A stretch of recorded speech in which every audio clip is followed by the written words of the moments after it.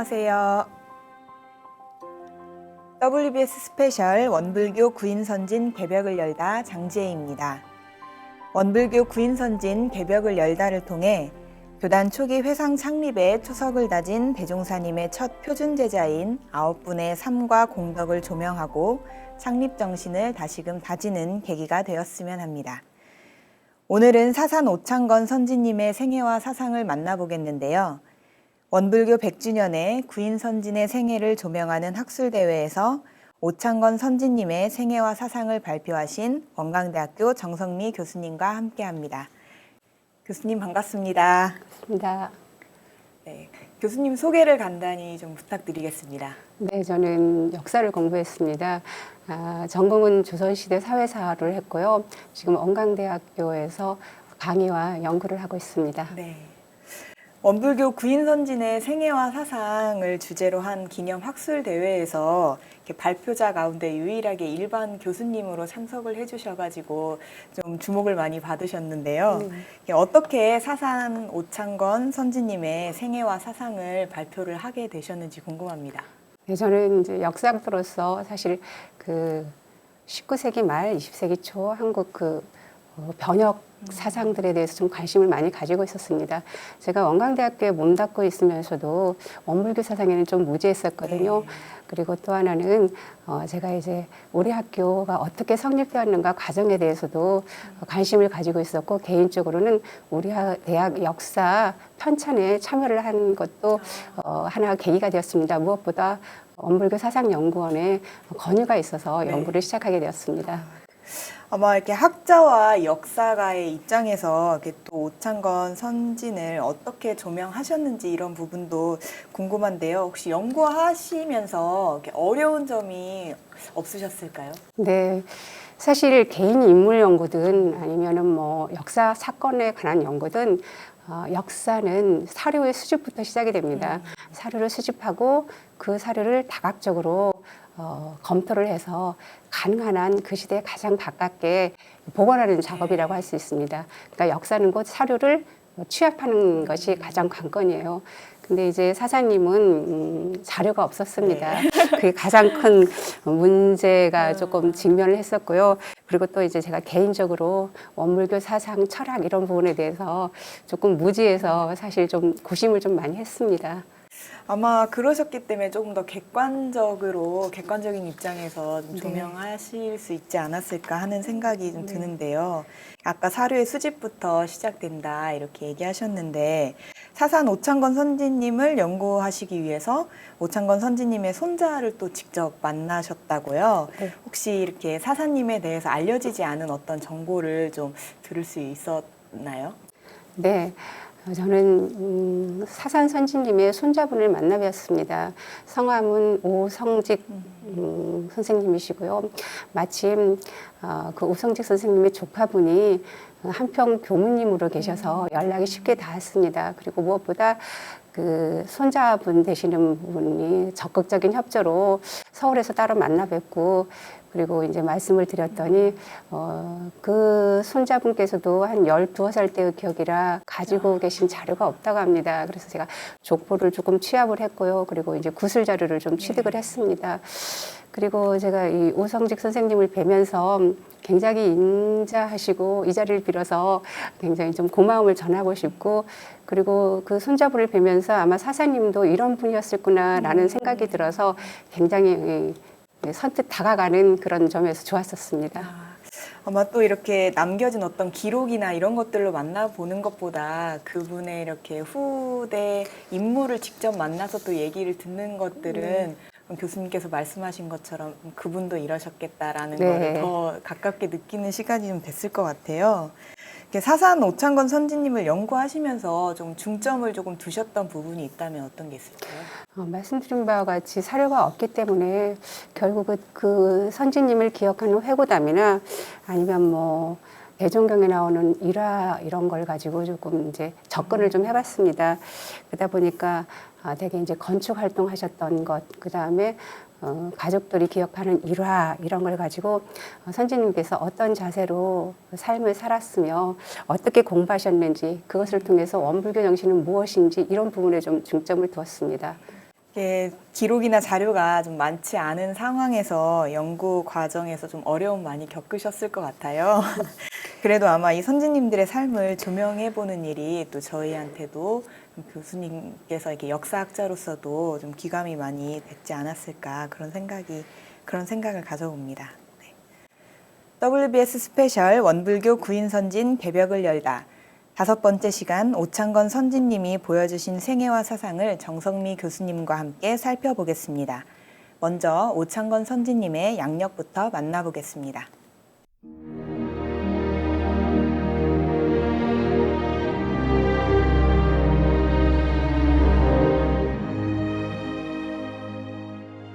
사산 오창건 종사는 1887년 10월 17일 전남 영광군 백수면에서 부친 오윤한 선생과 모친 김중풍 여사의 3남매 중 장남으로 출생했습니다. 오창건 선진 집안은 대대로 불교를 믿어왔으며 특히 그의 부친은 불심이 장하여 동네 근방에 초당을 지어 수양을 했습니다. 어려서부터 한문 사숙에 입학하여 4, 5년간 수학하였으며 당시 태을교의 뜻을 두고 열심히 신봉하였습니다. 오창건 선지는 일찍이 소태산 대종사님과 이웃마을에서 자라 서로 잘 아는 사이였으나 대종사께서 대각을 이루자 4살 연상이었지만 그 인격과 도덕에 감동하고 대도회상의 창립 취지에 찬동하여 제자 되기를 서원했습니다. 한번 소태산 대종사께 바친 신심은 이루에 사심이 없었으며 서 있는 곳이 비록 진흙땅이라 하더라도 소태산 대종사님을 배웁기만 하면 그 자리에서 오체투지로 엎드려 지극히 공손한 예를 올렸습니다. 원기 2년 7월 소태산 대종사께서 최초의 남자 정수위단을 조직할 때 오창건 선지는 진방 단원으로 임명되었으며 공석 중이던 중앙 단원의 대리 임무도 맡아 절약 절식, 금주 단연, 주경 야독으로 교단 초창의 기초 사업에 혈심 노력을 기울였습니다. 원기 3년 방언공사에 참여해 전력을 다하였고 원기 4년 단원기도에 참여하여 마침내 생명희생의 대서원을 올림으로써 천지의 감흥을 얻어 백지혈인의 법인성사를 이루었습니다. 이에 세계 공명으로 법명을 창건, 법호를 사산으로 받았습니다. 오창건 선지는 소태산 대종사께서 부안 변산에서 법을 제정할 때도 시봉했습니다. 구인 제자 중 외모가 대종사님과 닮아서 작은 대종사라 불렸을 뿐 아니라 소태산 대종사님을 가장 많이 모셨습니다. 무엇보다 대종사님을 항상 가까이서 모셨기 때문에 교중사 감역하는 처사법을 배워 교중사 감역에 능했으며 지방교당 건축 감역을 많이 했습니다. 서울교당, 당리교당, 신흥교당, 초량교당의 건축과 영산원 대각전, 개성교당 보수 등 초창기 교당 신축과 수리를 감독하며 회상건설의 기초를 놓았습니다. 원기 12년부터 영산서무로 1년, 서무부장으로 1년간 근무하였고 원기 14년부터는 총부 서무부장으로 5년간 근무하면서 어려운 초창기 교단 살림을 알뜰히 보살폈습니다. 이어 원기 19년부터 영산서무, 상조부장으로 2년간 봉직하였으며 원기 21년에는 총부 서무부장으로 일했습니다. 원기 23년부터 전주교무로 1년, 김제 원평교무로 3년간 근무하는 등 일선 교화에도 정성을 다했습니다. 이어 원기 29년부터 총부 예감으로 3년, 감찰원장으로 1년, 영산지부장으로 2년간 근무했습니다. 오창건 선지는 28년간 봉공생활에서 신심과 공심이 투철하여 선진의 모범이 되고 후진의 사표가 되었습니다. 원기 38년 1월 23일 66세를 일기로 영산교당에서 열반에 드셨습니다. 원기 100년 제214회 임시수의단에서는 사산 오창건 종사의 높은 공덕을 추모하면서 법위를 출가위로 사정하고 종사의 법훈을 서운키로 결의했습니다.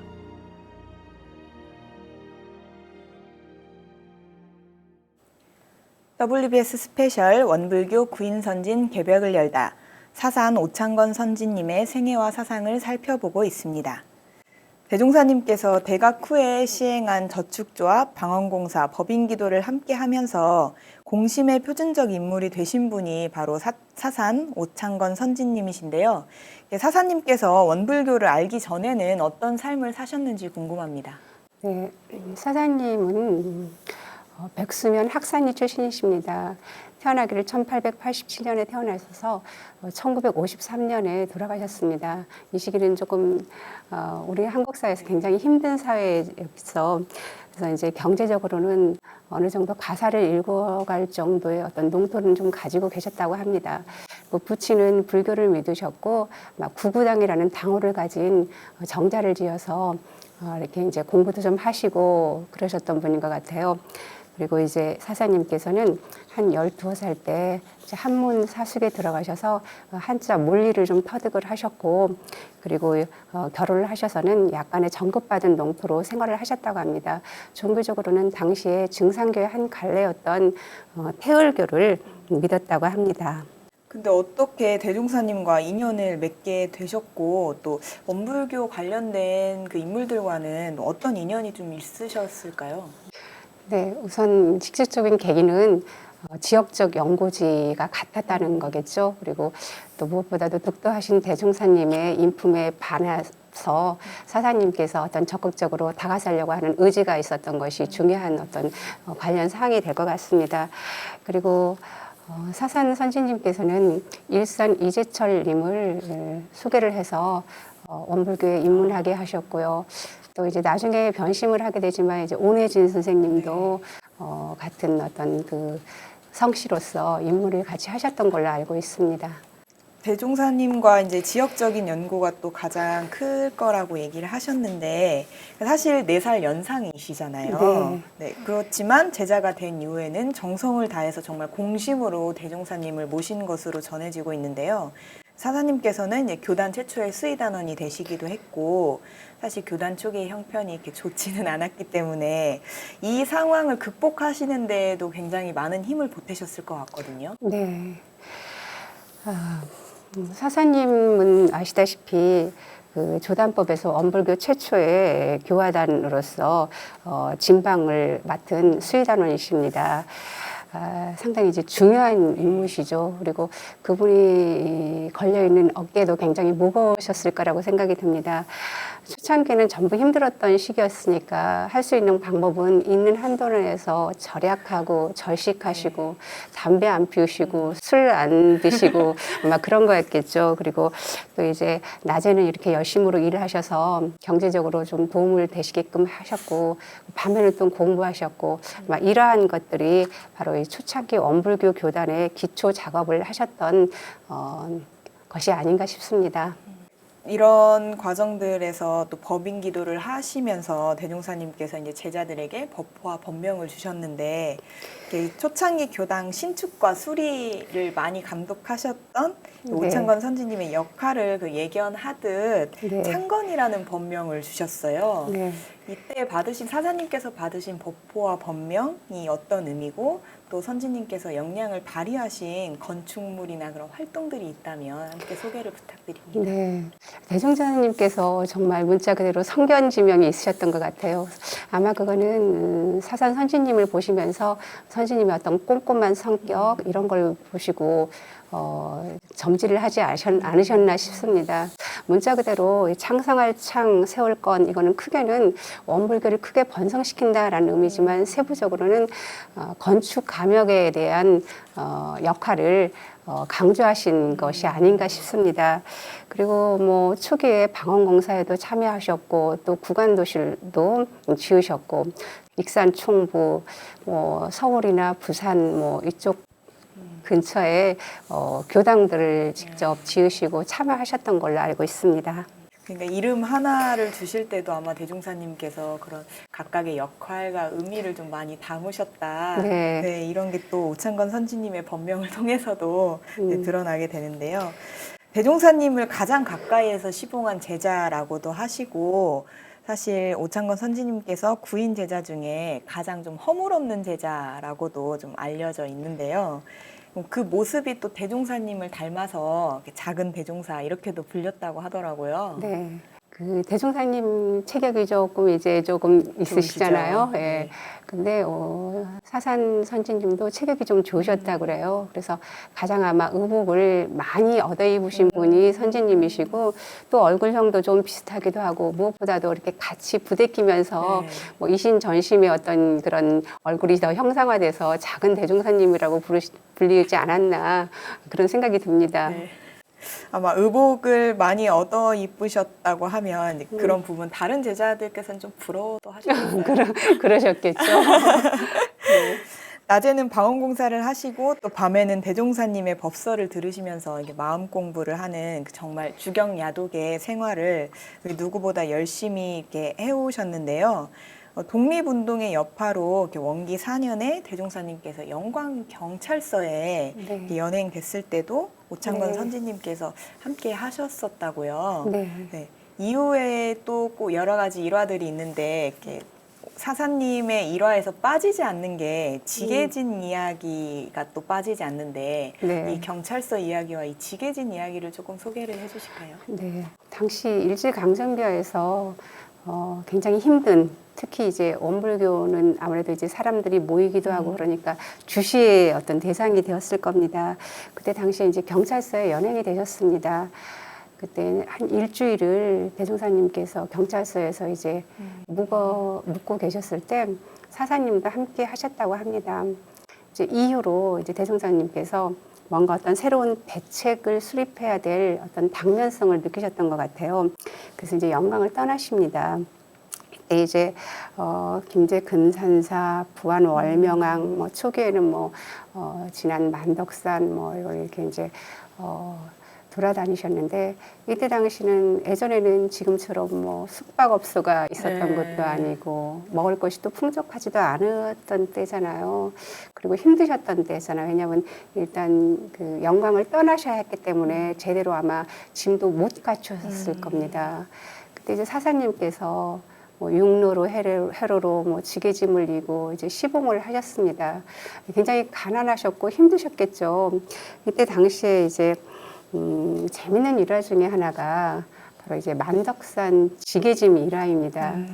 특히 이제 사사님 하면은 그 나중에 이제 편집된 사진이긴 하지만은 오른편에서 이렇게 지게를 지고 계셔요. 네네네. 예. 그러니까 지게라는 거는 사사님을 대표하는 어떤 형상화된 모습이라고 볼 수 있겠죠. 재밌는 일화 중에 이 일화는 뭐 또 이제 쓰는 편 입장에서 조금씩 다를 수도 있겠지만은 이제 1922년 12월경입니다.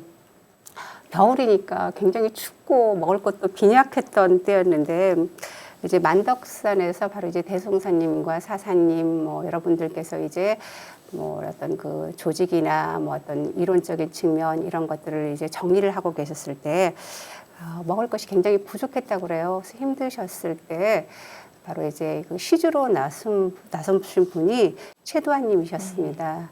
이제 지난해 굉장히 이제 부잣집인 바로 노덕성 집에 이제 가셨어요. 이제 곳간에 이제 먹을 것이 풍족하니까 그 이제 선생님께서 마음껏 가져가라 그러셨는데 이제 욕심이 생기시는 거죠. 그래서 예전에는 이제 최도환님 아드님을 이제 데리고 네. 가서 이제 지게를 졌는데 이제 사사님께서는 이제 몸집도 크시고 네. 이제 힘도 지게짐도 좋으시고. 예, 많이 지으시겠다 싶어서 가지고 가시면서 그러셨다는 거예요. 이번에 좀 더 많이 주세요. 제가 머슴 데리고 왔습니다. 그리고 큰 소리로 그러셨다는 거예요. 그러니까 이제 그 사사님께서 내가 머슴인가 이제 뭐 그런 생각이 좀 들으셨겠죠. 그쵸. 뭐 이제 겉으로는 네. 내세지만 내색을 이제 안 하셨겠지만은 그래서 이제 속으로 이제 분이 났는데 이제 지게짐은 엄청나게 무겁죠. 산길은 험하죠. 이제 복받쳐 오르시는 거예요. 그러면서 말도 없이 뚝뚝뚝뚝 걸으시다가 이제 대종사님께서 저 멀리서 이제 소리가 나니까 그 창건이 오느냐 그러셨던가 봐요. 근데 그 말씀 하나에 사사님께서 이제 봄든 녹듯이 녹으면서 막 툭툭거리면서 나보고 머슴이라 그랬다고 이제 그러셨다는 거예요. 그러니까 이제 대종사님께서 씩 웃으시면서 그래서 그랬겠지 그러시면서 이제 양쪽을 다 달래시면서 그간의 사정을 듣고 이제 화를 좀 푸셨다는 얘기도 있습니다. 이거는 뭐 그냥 하나의 일화예요. 사사님 성격상 뭐 막 분을 뭐 표출하신 것도 아니고 이제 하나의 일화인데 그런 일화들은 상당히 많습니다. 또 대종사님께서 서울에 가셨어요. 짐이 좀 많으셨겠죠. 당시 이제 서울에 교무로 계셨던 이완철님께 야, 내 짐 좀 가지고 서울역에 같이 가자 그러셨던가 봐요. 이완철님이 난 나이도 있고 지금 밑에도 많은데 내가 지게 짐을 져야 되나 이제 그러셨나 봐요. 그리고 야 사산 네가 같이 가자 이제 그러시니까 두 말 없이 이제 지게짐을 지고 가셨어요. 그래서 이제 그것이 이제 기록으로 남아 있습니다. 그래서 이제 나이에 관계없이 어떤 신심을 보여주는 대목입니다. 그러한 사례도 있고 뭐 또 뭐 그 사사님이 재미있는 일화가 있는데요. 이렇게 막 예민하셨거나 그러셨던 건 않으셨던 것 같아요. 그러니까 포용력이 있으면서도 그냥 그러려니 하고 넘어가셨던 일화가 있는데 이거는 이제 조금 이제 그 주도자가 누군지 또 입장에 따라서 또 네. 사례가 좀 달라요. 이제 송두성님과 함께 이제 길을 걷는데 이렇게 이제 그 두루마기를 벗어 놓으셨던가 봐요. 근데 그거를 송두성님이 쫙 입으셨다고 그래요. 근데 이렇게 보니까 내 옷 어디 갔지 하니까 앞서서 갔는데 큰 옷을 입고 가니까 나중에 씩 웃으시면서 난 옷 잊어버린 줄 알았는데요 하시면서 이렇게 이제 서로 어떤 송두성님이 더 이제 어리셨는데도 불구하고 서로 이렇게 이제 합이 맞으시니까 이렇게 자연스럽게 이제 농담도 하시고 그러신 이제 일화도 있습니다. 일화는 뭐 일화니까 이제 좀 상황에 따라서 좀 다르기도 하겠지만 뭐 그 사사님이 이런 분이셨구나라는 거는 대충 짐작할 수 있는 그런 대목으로 보여집니다. 그러니까 이렇게 다그치시기보다는 네. 이렇게 이해하시고 또 먼저 나서서 그냥 그걸 행동으로 이렇게 해버리시고 또 그걸 금방 또 대종사님의 어떤 한마디 말씀에 네, 그냥 싹 눈 녹듯이 녹아버리는. 그렇게 하시고 하는 이런 모습들이 참 공부인의 정말 모습이다 하는 네, 그런 생각이 편협되지 듭니다. 않은 네. 그런 모습. 저도 참 배워야 될 것 같아요. 한쪽으로 치우치지 않는 모습, 중심을 가지는 모습. 네. 네. 정말 체면이나 어떤 그런 것들을 불구하시고 이렇게 교단 초기에 대종사님을 위한 시봉을 정말 극진하게 하셨던 그런 또 모습이 나타나는 일화가 아닐까 그런 생각이 좀 드는데요. 가까이에서 시봉을 하신 이 오창건 선진의 신심이 정말 그만큼 대단했다 하는 이야기이기도 한데 전무 출신 남녀 동지들 사이에서 어머니 같은 존재로 또 통했고 심지어는 이제 여자 동지들이 언니라고 부르기도 했었다고요. 네. 사사님의 하나의 그 성격을 보여주는 일화입니다. 사사님이 굉장히 온화하시고 그리고 또 이렇게 가까이서 보면 굉장히 친근하셨던 것 같아요. 그래서 뭐 허물도 좀 감싸주고 여자 교무님들한테는 언니 같은 존재였다고 합니다. 곧 이제 다정다감한 성격을 보여주는 거겠죠. 포용력이 있다는 얘기기도 하고요. 재미있는 일화 중에 하나 그 타원님의 가오루 일화도 있습니다. 가오루 하면은 은단의 보통 명사인데 가오루를 사오라고 이제 선진님께 부탁을 드렸던 모양이에요. 근데 이제 담배를 끊으시려고 그런데 가오리를 사오셨다고 해요. 그래가지고 그날 저녁에 아주 가오리로 만찬을 하셨다고 그러니까 가오른 줄을 모를 수도 있었고 알 수도 있었지만은 그렇게 무마하면서 넘어가면서 다수를 위해서 그런 일들을 하셨던 것 같습니다. 그래서 더 친근감이 있지 않나 싶습니다. 이런 이야기들은 저희들이 몰랐던 부분이라서 또 좀 재미도 있고 흥미도 좀 생기고 하는데 이렇게 온화하고 친근함을 가지고 계셔서 좀 자비롭고 인정도 한없이 많으셨을 것 같은데 또 사사님께서는 굉장히 공금을 아끼시는 무서운 공신가였다고도 평가가 그렇게 되더라고요. 이 공금을 철저히 아낀 이 사사님의 생활 태도와 또 뭐 그런 일화가 있으면 좀 소개를 부탁드립니다. 네, 지금 익산에서 영광까지는 한 108km 정도 됩니다. 네. 예전에 지름길로 가면 한 80km 이 정도 될 건데 빨리 걸으면 한 이틀 정도 좀 더 이제 늦게 걸으면 3일 정도 걸리시겠죠. 네, 그런 길을 차를 타지 않으시고 도보로 가셨고 또 이제 밥값을 아끼려고 굉장히 절약을 하셨다고 해요. 그리고 이제 그 손자분인 오성직 쌤한테 들은 일화로는 손자인 자기 버스비도 안 내려고 그래가지고 굉장히 좀 당혹했던 그런 순간도 있었다고 하십니다. 그리고 뭐 이제 선지님의 뭐 활동 중에 하나가 뭐 안살림을 다 하셨는데 시장을 보러 나가시면은 삼전을 내고 국수 한 그릇을 사서 같이 나눠 드시기도 하시고 그러셨다고 합니다. 그리고 사산 선지님의 유명한 일화 중에 하나가 있습니다. 그 영산 땅을 이제 매매를 하는데 싼 값에 나왔어요. 그러니까 급한 마음에 이걸 내가 빨리 사놓으면 절약을 하겠지 하고 이제 나중에 이제 대종사님께 보고를 드렸는데 이건 이제 공중의 일이기 때문에 다수의 어떤 협의를 거쳐야 되지 않겠느냐 해서 다시 파기시켰다는 일화도 있습니다. 물론 이제 결과적으로는 그랬지만은 그거는 이제 선진님의 뭐 어떤 경제적인 관념 이런 것을 엿보는 이 사례가 아닌가 싶습니다.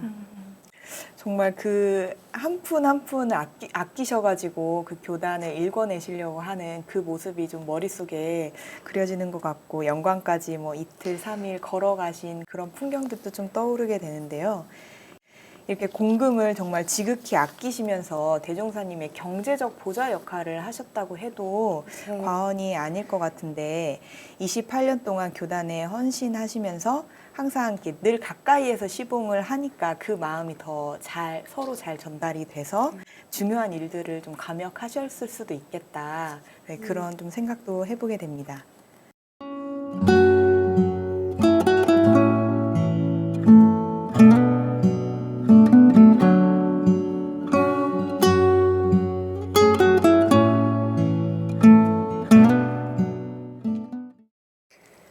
WBS 스페셜 원불교 구인선진 배벽을 열다. 교단 창업기 공심의 표준인물 사산 오창건 선지님의 생애와 사상을 살펴보고 있습니다. 앞에서도 잠깐 언급이 됐듯이 이제 초창기에 교단 신축과 수리를 감독을 직접 하시면서 대종사님을 가장 많이 가까이에서 시봉하신 제자가 오창건 선지님이신데요.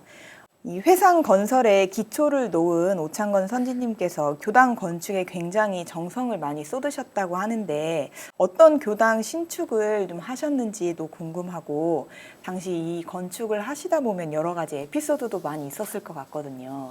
네. 아무래도 선지님의 땀과 공력을 기울인 것은 바로 건축물의 흔적일 것입니다. 사사님께서는 영광의 구간도시를 비롯해서 영산원, 대각전, 익산 총부에 개성, 당리, 신흥, 서울, 초량교당 등을 감역하셨습니다. 이러한 건축물을 감역했을 때 항상 감격과 열성으로 이제 임하셨다고 하는데 그 중에 한 일화가 한 두어 가지가 있습니다. 그 하나가 바로 이제 서울 도남동 교당 신축 일화인데요. 1934년에 익산에 이어서 서울에 이제 교당을 신축하셨을 때 이제 건축을 하시는 이제 그 자벽하시는 분들이 이제 일을 하셨겠죠. 근데 본인이 직접 소매를 걷어 올리시고 항상 얼굴에 이제 희색이 만면하셔서 예전의 영광에서 고생했던 것을 생각하시면서 이제 경성지부까지 창설하는 것이 얼마나 좋은 일이냐. 난 너무 기뻐서 잠도 오지 않는다라고 하시면서 건축에 참여하셨다고 합니다. 그러니까 정말 감격스러운 것을 보여주는 일화라고 볼 수 있습니다. 또 하나 일화가 있는데요. 부산 초량지부 건축일화입니다. 이 일화는 제가 글을 읽으면서도 눈물이 나더라고요. 이거는 융타원 김영선 선생님께서 직접 회고담에 적으신 겁니다. 처음에 이제 건축 기초를 세우고 이제 좀 지붕만 올리면 이제 어느 정도 될 것 같은데 그날 밤에 엄청나게 비바람이 불었다고 합니다. 그래서 걱정을 하고 본인은 직접 나가지도 못하고 그러고 있는데 아침 일찍 나가 보니까 이 사산 선지님께서 그 기둥을 붙잡고 이게 이제 막으시면서 흐트러진 것들을 재정비하시고 그랬는데 그 모습이 눈을 쑥 들어가시고 밤새 동안 고생을 하신 흔적이 있어가지고 융타님께서도 굉장히 감격을 하셨다고 합니다. 이제 그런 부분들이 바로 이 사산 선지님의 건축 감역의 수고가 아닌가 싶습니다. 아까 이렇게 눈물이 날 것 같다고 하셨는데 저도 얘기를 듣는 동안 이렇게 울컥하는 마음이 나고 그 밤새 그 날아가는 지붕을 이렇게 기둥을 붙잡고 있는 그 모습이 정말 얼마나 간절하셨을까. 이런 것들은 참 마음을 정말 울리네요. 이렇게 교단 건축에 이렇게 많은 공덕을 쌓으셨는데 이렇게 기계가 또 장대하셔가지고 의롭지 네. 못한 일이나 또 스승님에 대한 무례함을 접하면 이렇게 참지 못하기도 했다고요. 또 그런 일화가 전해지는 게 또 있죠. 앞서 말씀드린 그 영광 경찰서 일화도 있지만은 이제 익산 총부에서 두산 안청호 선생님께서 그 불법 연구회를 한번 방문을 하셨습니다. 그러니까 이게 이제 일제 감시하에 우리 불법 연구회가 이제 주시 대상이 됐습니다. 그래서 이 불법 연구를 감시하기 위해서 주재소를 설치를 합니다. 그리고 거기에 이제 일본인 순사 고지마와 한국인 바로 이제 경찰이 되겠죠. 황가봉 씨를 거기에 이제 내사를 시킵니다. 그러니까 황가봉 쌤은 나중에 이제 원불교 입문을 하시게 되는데요. 이분이 이제 대종사님께 함부로 이름을 성함을 부르시고 이제 함부로 하시니까 선지님께서 이제 화가 나셨죠. 그래서 이제 왜 이렇게 함부로 대하느냐라고 꾸짖으셨다고 해요. 그러니까 이걸 생각해 보면은 당시 일제치하에서 그것도 공무를 수행하는 일본 경찰에게 이렇게 크게 꾸짖을 수 있다라는 것은 선지님의 신심을 보여주는 대목이 아닌가 싶습니다. 그때 유명한 일화가 대종사님께서 그러셨어요. 저쪽 편이 나를 모르는데 그렇게 가마로서, 신복으로서, 마음으로서 상대방을 감화시켜야지 꾸짖어서는 되는 일은 아니다라고 오히려 대종스님께서 사사님을 달래셨다고 합니다. 그것이 이제 대종경 시시품 9장에 이제 나오는 법문이 되겠습니다. 그러니까 지금으로 놓고 생각했을 때 만약에 이제 저라면 그렇게 나서서 정말 일제 치하에 그렇죠. 있는 상태에서 일본 네. 그 공무를 수행하는 사람에게 할 수 있었을까? 네. 저는 용기를 많이 못 냈을 것 같은데. 그러니까요. 네. 네, 쉽지 않죠. 네, 그 정도의 신심을 정말 보여주는 일화이신 것 같고 또 근검절약하는 철저한 공도 정신으로 교단 초창기 어려운 교단 살림도 사사님께서 굉장히 알뜰하게 보살피셨는데요. 그래서 오창건 선지님께서 교단 내에서 어떤 활동을 또 하셨고 교화 공적은 또 어떠셨는지도 궁금하거든요. 네, 사사님을 평가하실 때는 사실은 그 교화 공적보다는 교단 내 살림에 더 많은 중점을 더 많이 두셨던 걸로 같습니다. 되게 이제 서무일을 많이 보셨습니다. 서무일이라는 건 아마 살림 일이겠죠. 네. 돈에 관계되는 경제적인 것. 그리고 이제 살펴보면은 1927년에 영산 서무로 계셨고요. 또 서무부장으로도 계셨습니다.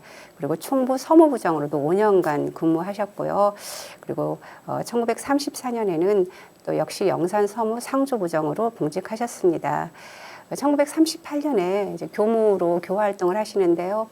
전주 교당에도 계셨고 원평의 교당에도 계셨던 걸로 알고 있습니다. 이러면서 이제 교무 활동과 교단 안살림을 도맡아 하셨던 걸로 알고 있습니다. 이렇게 교단 내 살림을 하셨다는 거는 정말로 그야말로 안을 챙기는 일에 주력하셨을 거라는 생각이 많이 드는데 이렇게 대종사님 가까이서 시봉을 하시면서 이렇게 두 아들을 먼저 보내는 시련도 겪으셨잖아요. 네. 그러면서도 이 한국 전쟁 중에 영산 성지를 오롯이 지키셨다고 하던데요. 네. 저도 이 부분은 이제 그 오성직 손자분한테 들은 이제 이야기입니다. 그 선지님의 막내 아들, 그 다음에 이제 큰 아들, 그러니까 오성직 선생님의 아버님 되시겠죠. 정종 성함이 그렇습니다. 근데 이제 막내 아들이 영산학원에서 공부를 했고 총부 산업부원으로 근무하셨는데요. 1942년에 북해도에 이제 징용을 가셨나 봅니다. 불의의 사고로 막내 아들을 잃으셨습니다. 그리고 바로 이제 큰아들이었던 정종님은 6.25 전쟁 당시에 우리는 지금 한국 전쟁이라고 얘기하죠. 특히 영광 지역은 낮과 밤이 어떤 이데올로기가 굉장히 좀 심화된 지역이었습니다. 이제 국군에 의해서 좌익으로 이제 오해를 받으셔서 생사를 모르신다고 합니다. 그래서 사실은 그 생사를 모르시는 납치가 된 상황이 바로 이제 기일로 정하시고 제사를 지내신다고 합니다. 그래서 그 부분은 저도 이제 처음 들어서 참 힘드셨겠구나. 사사님 입장에서는 두 아들을 그렇게 잃으셨으니까. 그래서 그래서 나중에 회고하기를 그 사사님 부인께서 아무리 사사님이 부처님이라 하더라도 자식 잃은 슬픔은 참 감당하기 힘드셨겠구나라는 말씀을 하셨다고 합니다. 그 손자분을 이렇게 만나셔서 얘기를 들으셨을 때 이제 사사님께서 아들을 잃고 그런 와중에도 이제 영산 성지를 오롯이 지키시고 했던 거에 대한 후손으로서의 좀 원망하는 어떤 그런 마음이나 이런 것들은 혹시 없었는지. 그 사사님께서는 좀 천명 사상을 좀 가졌던 것 같으세요. 그러니까 하늘의 뜻이다. 근데 아마 그 손자분도 그런 분위기에 익숙해지지 않았나 싶어요. 근데 당시에는 뭐 거의 뭐 한국 정쟁 때 그런 일이 다발사했기 때문에 어쩔 수 없는 어떤 그런 운명이다라고 생각을 하시는 것 같기도 하셔요. 근데 이제 마음 많이 아프셨겠죠. 저는 거기까지밖에. 이렇게 두 아들을 잃으신 후에 좀 심신이 많이 사사님께서 허약해지셨는데 그 이후로 이제 병을 얻고 1953년 1월 26일에 66세로 열반에 드셨습니다. 자손들이 출가 제가로 여러 곳에서 또 역할을 하고 있는 것으로 알고 있는데 어떤 분들이 계신가요? 네, 사장님의 자녀분들은 전부 제과로 일단은 활동을 하십니다. 왜냐하면은 집안 사정상 끝까지 그 교무기를 갖지 못하고 중도에 이제 바뀌기도 하셨죠. 그래서 성진집 같은 경우에는 할머니 병관 하시느라고 이제 교사로 이제 직업을 바꾸신 것 같습니다. 근데 현재 선진님의 혈통 가운데는 바로 이제 오종원 교무님이 계십니다. 증손자가 되시겠죠. 네. 그리고 외손녀였던 서심덕 교무님이 계십니다. 지금은 두 분이 교무님이 되셨고 네, 다른 전부 분들은 다 또 제가로 활동을 활동하고 하고 계십니다. 계시네요. WBS 스페셜 원불교 구인선진 개벽을 열다. 공심의 표준인물 사산 오창건 선지님의 생애와 사상을 살펴보고 있는데요. 오창건 선지님께서 보여주신 원불교의 창립 정신이 어떤 걸까요? 제가 이렇게 연구를 하면서 보니까 당신은 형편이 어려웠으니까 첫 번째는 작은 것으로서 큰 것을 이룬다는 아마 이제 이소성대의 정신이 아닌가 싶습니다. 이것이 바로 이제 경제 어떤 생활의 법칙이며 근검 절약의 기본이 아닌가 싶습니다. 둘째는 또 그 시기가 워낙 힘든 시기였기 때문에 사무여한의 정신으로 정진하지 않으셨나 싶습니다. 일단 생에 집착하지 않고 죽음으로써 영원히 죽지 않는 법을 배우는 그런 자세, 아마 천명사상과도 관련이 있어 보입니다. 그리고 세 번째는 그 힘든 시기이기 때문에 일단 힘을 합쳐야 뭔가를 이루지 않았나 싶어요. 그래서 바로 일심합력의 정신입니다. 반대 없이 단결하고 또 흩어지지 않고 화합하고 이거를 갖다가 믿음으로 행동으로 보여주는 그거를 곧 실천하는 그 정신이 바로 원불교 창립 정신인 것 같습니다. 아마 사사님께서 직접 몸으로 정말 이런 모습들을 직접 보여주시면서 후진들에게 또 같이 공부하는 동지들에게 기감이 많이 되셨을 것 같아요. 저는 아까 이제 많은 예화들을 얘기해 주셨는데 사실 저희들이 그동안 알지 못하던 예화들도 많이 있어서 혹시 교수님 연구하시면서 이렇게 또 보신 예화 중에 이 얘기는 꼭 전해주고 싶다 하시는 그런 예화가 혹시 있으실까요? 사사님을 제가 이제 연구를 하게 됐는데, 저는 아까도 말씀드린 것과 같이 원불교를 가까이 하고 있지만은, 그 철학이나 아니면 인물들에 대해서 전혀 생소했었습니다. 근데 사사님 연구를 하게 된 뭐 직접적인 계기 뭐 이런 것도 말씀을 드렸지만 아마 인연이 아닌가 싶습니다. 개인적으로는 저도 아버지 본향이 영광이시거든요. 네. 그래서 아마 이런 인연으로 이제 그 사사님을 이렇게 대하게 됐는데 이렇게 얼굴을 보시면은 이렇게 약간 개구쟁이 네. 같은 느낌이기도 하면서 굉장히 아까 말씀드린 것처럼 온화한 성격이세요. 근데 그것이 곧 이제 좀 공심을 갖고 다시 말해서 공심을 먼저 하고 사심을 낮추고 항상 겸허하고 아마 그런 것들이 아닌가 싶습니다. 선지님께서 항상 열성을 가지고 뭐 건축 활동을 하시고 안살림을 하시고 항상 공부하시고 이런 것들이 이제 선지님을 본받아야 할 건데 지금 당장 생각나는 뚜렷한 뭐 사례는 없습니다만은 아까 가오로 일하나 뭐 지게찜 일하나 아니면 손잡은 그 차비 안 되시려고 떼쓰신 부분이나 뭐 이런 부분들이 선지님을 말해주는 사례가 아닌가 싶습니다. 저희 이제 후진들이 사사님의 어떤 부분을 조금 더 기억을 하고 계승해 나가면 좋을지 좀 말씀 부탁드립니다. 일단은 성실함, 책임감 이게 가장 중요한 것 같습니다. 그리고 뭐 생활하시는데 뭐 근검절약하는 자세, 그리고 상대방을 포용하려는데 항상 온화하고 먼저 이렇게 손을 내미는 자세, 그리고 자기가 믿는 바가 있다면은 그것이 서로 어떤 관건이나 근건이 있다 하더라도 그거에 굴하지 않는 그런 단호함 이런 것들도 있고요.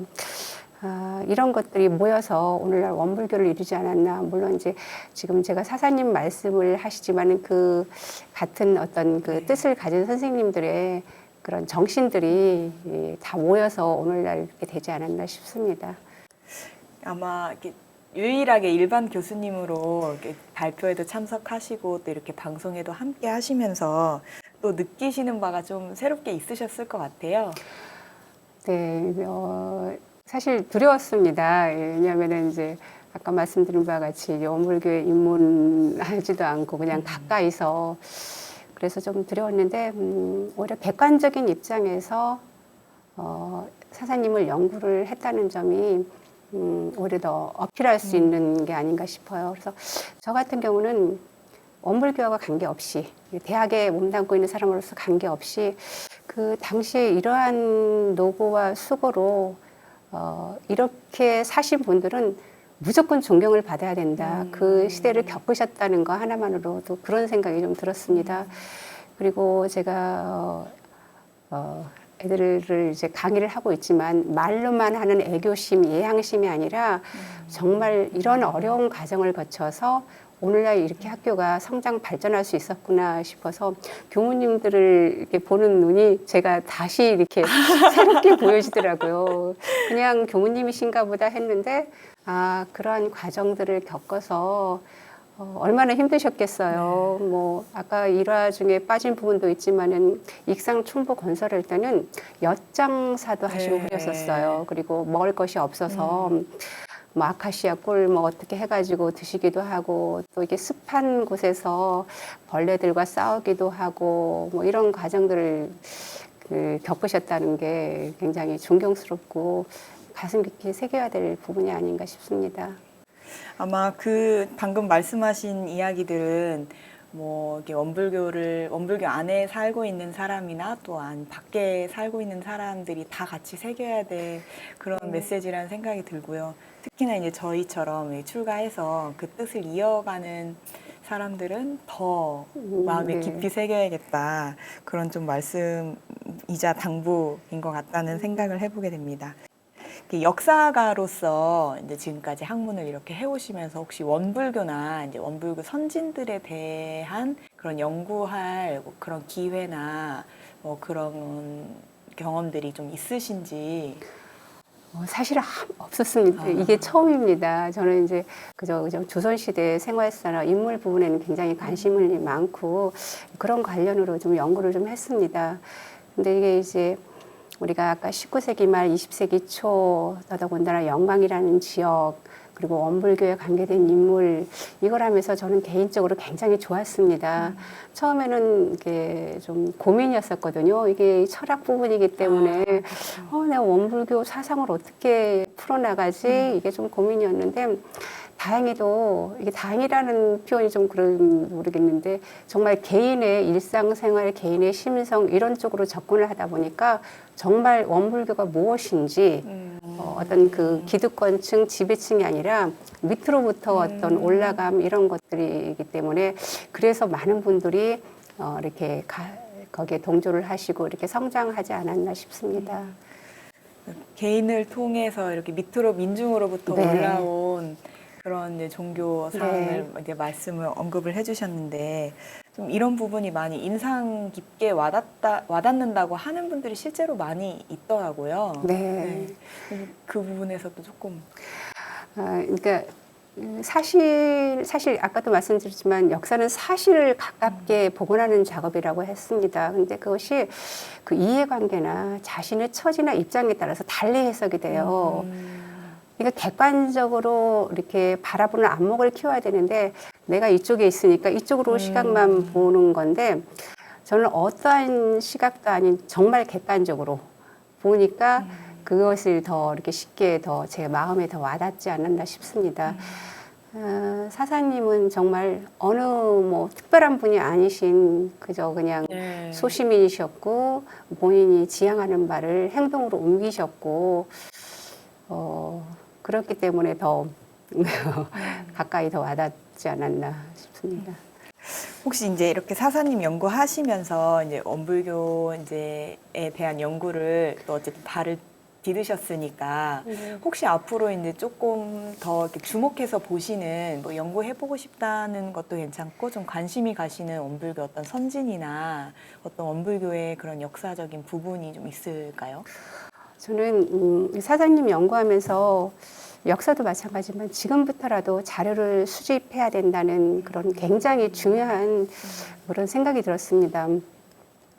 사실 3.1운동 하면은 지금 입장에서 기독교인들이 많이 한 것처럼 되어 있는데 천도교인들이 사실 많이 했거든요. 근데 천도교인들은 지금 이렇게 세가 안 좋잖아요. 어떻게 생각하면은 꼭 나중에 그걸 빛을 내기 위한 것보다도 적어도 사실관계를 확인하려면 자료 수집이 중요한 것 같습니다. 그래서 그런 것들을 좀 축적하는 작업들이 먼저 이루어졌으면 좋겠어요. 그래서 그런 부분들이 사실 많이 이루어지고 있고 지금 하시는 것도 그 방법의 하나의 일환이라고 좀 생각이 드는데요. 일단은 좀 그런 부분을 조금 정리를 해야 될 필요성이 있을 것 같고 개인적으로는 그 여자 교무님들의 어떻게 이제 입문하셨고 뭐 어떤 행동을 하셨고 그걸 좀 현재적 관점에서 조금 관심 있게 다뤄보고 싶습니다. 또 새로운 관심 분야가 생기신 거네요. 교수님 오늘 함께 하신 소감이 좀 궁금합니다. 우선 이런 연구를 통해서 이런 자리를 함께 할 수 있었다는 게 굉장히 고맙고 또 개인적으로도 감사를 드립니다. 그리고 또 이런 자리를 통해서 구인 선진님들을 재조명하는 작업들은 다소 늦은 감이 없지는 않지만은 또 이 기회를 통해서 선진님을 기억하고 또 그분들의 어떤 노고와 정신을 되새겨 본다는 점에서 굉장히 의미가 있습니다. 그런 점에서 저한테 굉장히 귀중한 시간이라고 생각되고요. 이런 선진들의 마음가짐과 행동가짐을 본받는다면 그 원불교가 이루려고 하는 것들이 정말 번성하지 않을까 싶습니다. WBS 스페셜 원불교 구인선진 개벽을 열다. 오늘은 사산 오창건 선진님의 생애와 사상을 조명했는데요. 외모가 대종사님과 닮아서 작은 대종사라 불리며 대종사를 가장 많이 시봉한 제자. 오창건 선진의 삶을 통해 또 대종사님의 행적을 함께 만날 수 있었던 것 같습니다. 무엇보다도 이소성대, 사무여한, 일심합력의 교단 창립 정신을 행동으로 실천한 교단 초기 창립 정신의 표본, 사산 오창건 선진의 삶을 통해 창립 정신을 다지는 계기가 되었으면 합니다. 오늘 함께 해주신 정성미 교수님 감사합니다. 원불교 구인선진의 숨겨진 신성과 교화 활동을 만나는 WBS 스페셜 원불교 구인선진 개벽을 열다. 오늘은 여기까지입니다. 초기 교단을 함께 해준 선진님들 다시 한번 감사드립니다. 감사합니다.